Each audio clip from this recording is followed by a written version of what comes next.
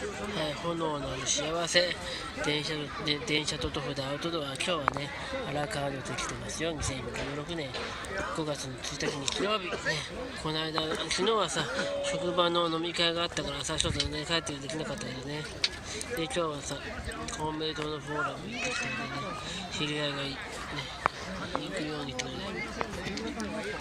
炎を見ながら神酒、いいね、これアラカードで。赤羽の岩吹のとこです。で、焚き火です。いいね、バーゴ最高。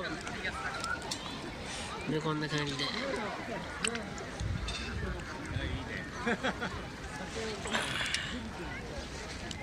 炎っていいね。